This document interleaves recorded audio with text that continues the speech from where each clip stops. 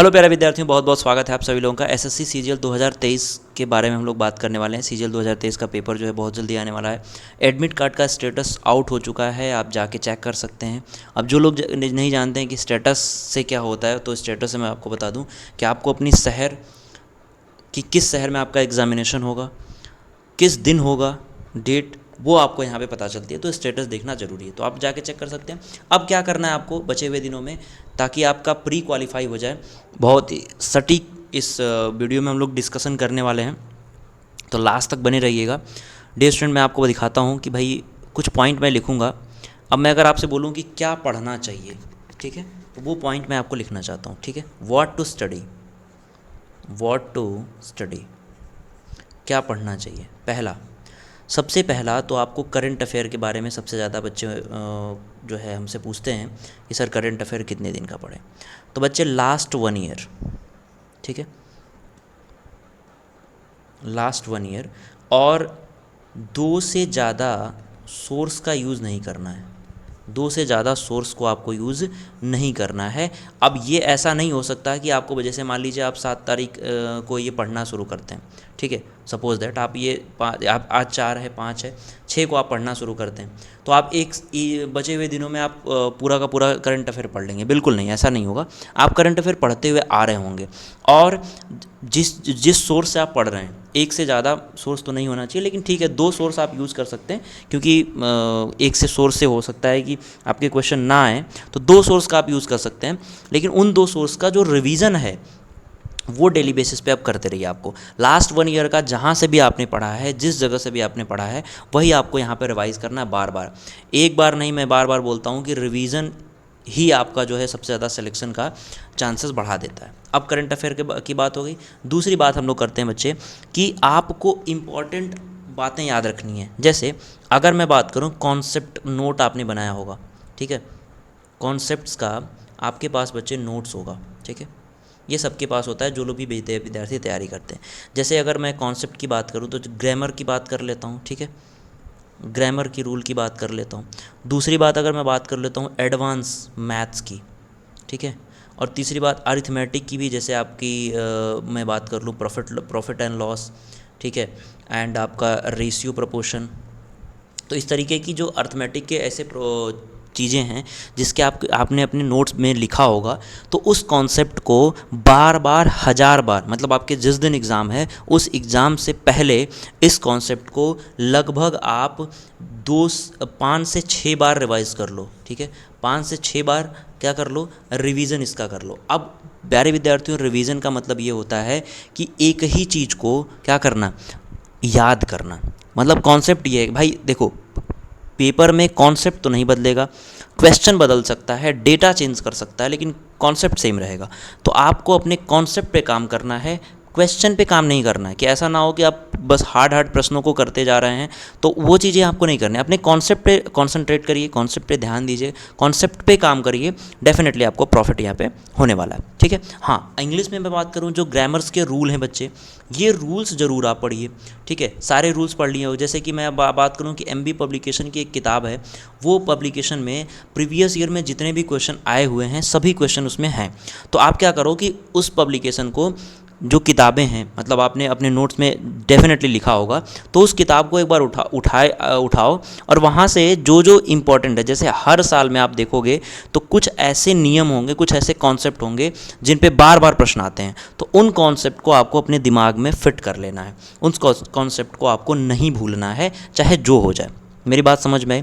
तो आप वहाँ से एक चीज़ कर सकते हो, उसके ऊपर जैसे मान लो आपने नोट्स जो बनाया है, अब एमबी पब्लिकेशन से आपने मैच किया कि नाउन का, ठीक है, नाउन का कोई रूल वो आपको यहाँ पे मैच कर रहा है, तो आपने क्या किया, उस रूल के ऊपर, ये कॉन्सेप्ट के ऊपर ये स्टार बना दिया कि भाई मुझे ये पढ़ना है, क्योंकि ये बार बार इससे प्रश्न जो है वो पूछे जाते हैं, तो ये मुझे याद करना है।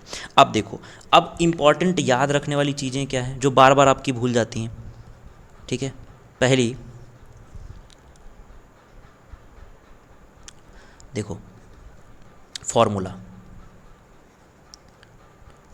यानी ये फॉर्मूला, चाहे मैं इंग्लिश की बात करूं, चाहे मैं रीजनिंग में भी कुछ ऐसे चैप्टर हैं जिसमें फॉर्मूले हैं, और तो क्वांट में तो है ही भैया, पूरा भरा हुआ क्वांट है।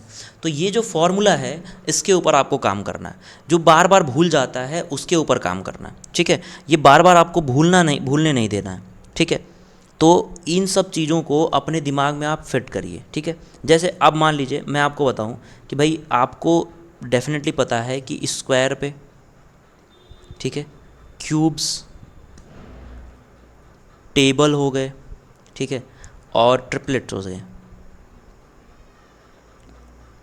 तो बच्चे ये सब क्या है ना, ये बहुत नॉर्मल सी चीज़ें हैं। स्क्वायर का नियम, क्यूब का नियम, टेबल जो हो गए आपके, जैसे टेबल्स में अब आपके ये टेबल के अलावा अगर मैं बात करूँ ट्रिग्नोमेट्रिक टेबल की, तो वहाँ पे भी आपको याद रखना है। जैसे साइन की वैल्यू कितनी होती है, साइन 280 अगर मैंने लिख दिया तो उसकी वैल्यू कितनी होगी, ठीक है, 245 लिख दिया तो उसकी वैल्यू कितनी होगी। तो इस तरीके से आपको अपने दिमाग में एक फिट कर लेना है, एक चेन बनाते हुए चलना है, ट्रिपलेट्स का चेन बनाते हुए आपको चलना है, ठीक है, ताकि ये चीज़ें आपको भूले ना, आपके दिमाग में बिल्कुल ये फिट रहे, ठीक है। समझ रहे हो मेरी बात?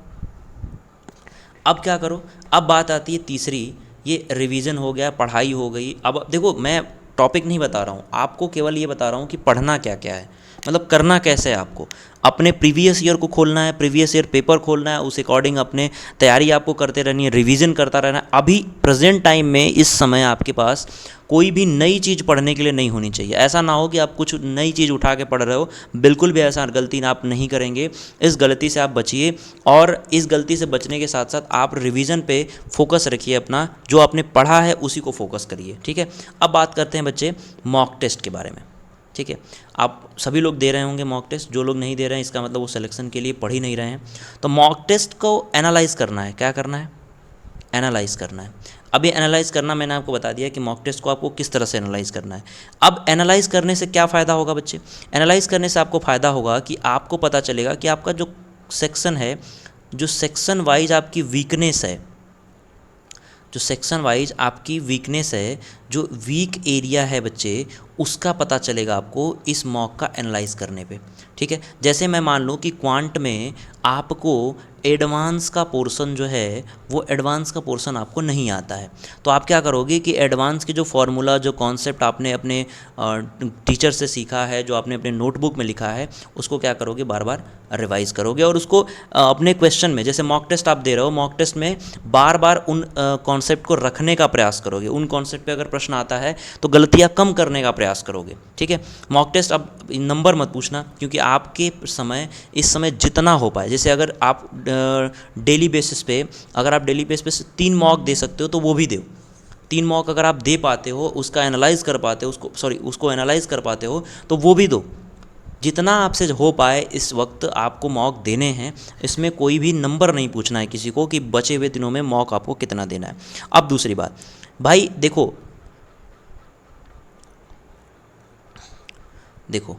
अब मान लो कोई क्वेश्चन आ गया आपके मॉक में, कोई क्वेश्चन क्वांट का आ गया, मैथ्स का आ गया, ठीक है। अब क्या करोगे कि वो आपने प्रीवियस ईयर कहीं पढ़ा हुआ है, वो आपका प्रीवियस ईयर कहीं ना कहीं क्वेश्चन है, तो आप क्या करोगे, उसको मार्क कर लो, या फिर अपने नोटबुक जो है आपकी, जो नोट्स वाली कॉपी है, या फिर जिस पे आपने अपने इंपॉर्टेंट क्वेश्चन लिखे हैं, उस इंपॉर्टेंट वाले क्वेश्चन पे इस पर्टिकुलर क्वेश्चन को जो मॉक में आपने देखा है उसको नोट कर लो। अब मान लो वो क्वेश्चन आपको नहीं आ रहा है, ठीक है, वो क्वेश्चन नहीं आ रहा है, तो उसके ऊपर स्टार बना लो, एक बार सॉल्व कर लो, ठीक है, एक बार सॉल्व करो, नहीं आया छोड़ दो, फिर अगले दिन उसको जो स्टार बना हुआ है उसको फिर से एक बार सॉल्व करो, ठीक है। ऐसे क्या होगा ना कि आपका जो कॉन्सेप्ट है उस क्वेश्चन को पर्टिकुलरली लेके जहाँ पे आपका वीक पॉइंट है, वो आप वीक पॉइंट आप पहचान पाओगे, और बार बार उस गलतियाँ जब करोगे तो एक बार सही करने का प्रयास ज़रूर करोगे, और वो फिर वो एग्जामिनेशन में उस कॉन्सेप्ट पे क्वेश्चन अगर आपको आता है तो बिल्कुल भी गलत आप नहीं करोगे, ठीक है। मेरी बात समझ में आई? अब प्यारे विद्यार्थियों, आपको क्या करना है भाई कि प्रीवियस ईयर तो मैंने आपको बता ही दिया, ठीक है, मॉक देते रहना है। हाँ, डरना नहीं है बिल्कुल भी, सिलेक्शन के लिए आप पढ़ रहे हैं, ये इसमें कोई दो राय नहीं है, लेकिन अपने नॉलेज पे भरोसा रखिए, अपने ऊपर भरोसा रखिए, कॉन्संट्रेट होकर पढ़ाई करिए।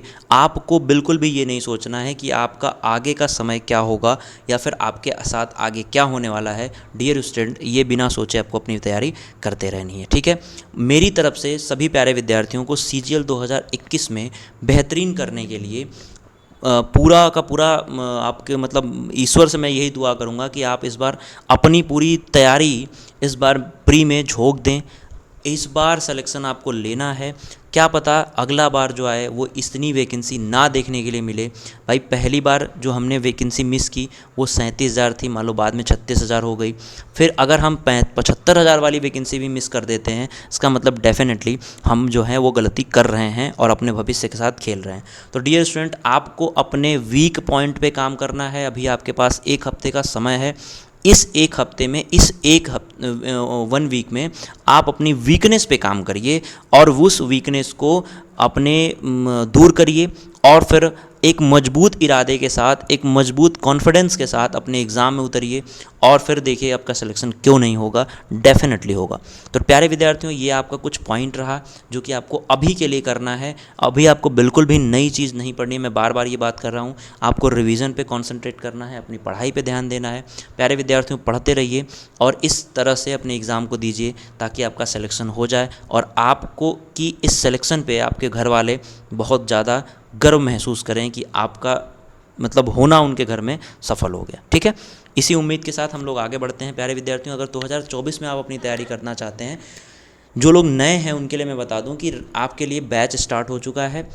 PMYT डिस्काउंट कोड यूज़ करके अनअकैडमी प्लस ज्वाइन कर सकते हैं। SSC के अलावा UPSC, bank, railway, state PC, CDS, NDA, UGC NET, IIT NEET और भी एग्जामिनेशन जितनी भी तैयारी होती है, आप अपने गोल को चूज़ कर करे डिस्काउंट कोड में यूज़ कर सकते हैं PMYT, ठीक है, फॉर मैक्सिमम डिस्काउंट। यहाँ पे आपको नोट्स मिलता है, ये सबसे ज़्यादा इंपॉर्टेंट पार्ट है आपके सब्सक्रिप्शन का। तो इस नोट्स के थ्रू आप अपनी तैयारी कर सकते हैं, बेहतरीन तरीके से कर सकते हैं। सो उम्मीद है आप लोग अपनी तैयारी कर रहे होंगे। Thank you so much, bye bye.